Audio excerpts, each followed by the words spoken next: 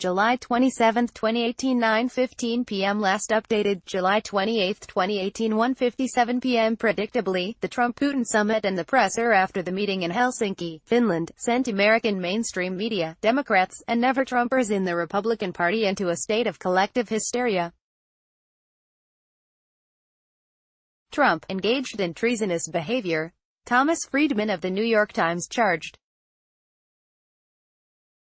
If Trump's comments about whether Russia hacked the 2016 election are treasonous behavior, Obama's promise to Putin's lackey Dmitry Medvedev that he would have more flexibility after the 2012 U.S. presidential election would have been outright treason. But I don't remember that Friedman called Obama out. Nancy Pelosi, D-Caliph, the House Minority Leader, told MSNBC the Russians must have something on Trump. It is a widely held belief among the Democrats, but it is pure garbage. The U.S. intelligence community and later Robert Mueller have been at it for 1.5 years. What have they found? Nothing. The fact is we don't know what Trump and Putin had discussed in the meeting. It is too early to judge if the summit is a success or if it will have real impact. But based on the facts we do have, it doesn't take a PhD degree to see that a friendly Russia is better for the American people than a hostile Russia, that an improved U.S.-Russia relationship is in America's best interest, and that U.S.-Russia cooperation, not confrontation, can make a positive impact on the peace and prosperity of the world. Not that long ago, these ideas were the consensus of the Obama administration. They should not be controversial at all. Anti-Trumpers like to harp about Russian meddling in the U.S. elections. Mueller indicted 13 Russians and 3 Russian companies for internet trolling. Their crimes? Posting social media ads that nobody paid attention to. More recently, Mueller also indicted 12 Russian military intelligence officers for hacking DNC's email servers. However, so far no one has proved beyond reasonable doubt that the Russian meddling flipped one vote or changed the result of the 2016 presidential election. But there was a critical U.S. election we knew that was rigged by meddlers successfully. The race was the 2016 Democratic primary, and the meddlers were the Hillary Clinton campaign and DNC. Their goal was to throw the race in Hillary Clinton's favor. The former interim DNC chairwoman, Donna Brazile, believed this was the truth. So did Bernie Sanders, the rival of Mrs. Clinton and the victim of the rigging. Sanders' supporters sued. The DNC's defense strategy is basically self-incrimination. It said that it had the right to rig the Democratic primary because it is a private organization.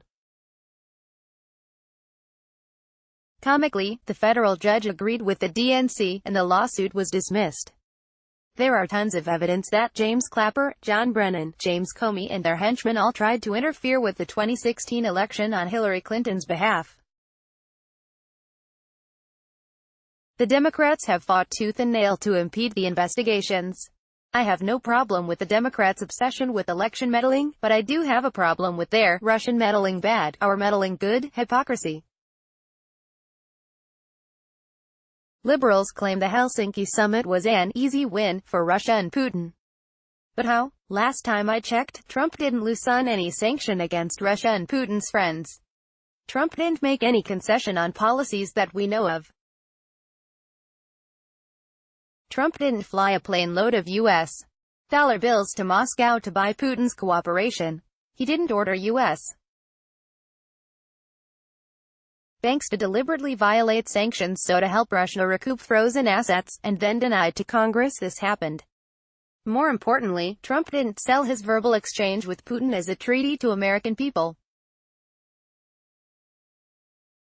Obama did all of the above when he negotiated the so-called Iran nuclear deal.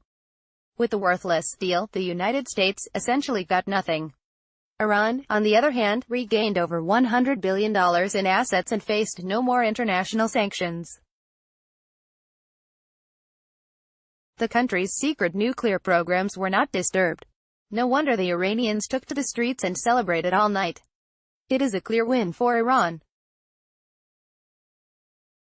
Yet no one in the mainstream media said it's an easy win for Iranian mullahs. Au contraire, liberals proclaimed in unison that it's a big win for Obama.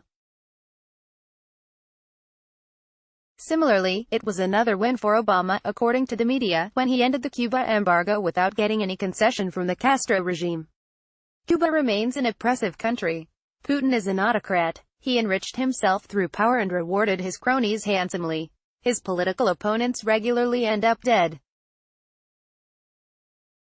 With that said, I take engagement and dialogue with Russia over confrontation and belligerence any day. After all, the US and Russia own over 90% of the nuclear weapons on Earth, which are enough to kill humans a couple of times over. Descending into Cold War 2.0 with Russia would be a grave mistake. Trump's outreach efforts to Russia should be commended, not berated. Views expressed in this article are the opinions of the author and do not necessarily reflect the views of the Epoch Times. Share tweet, share email.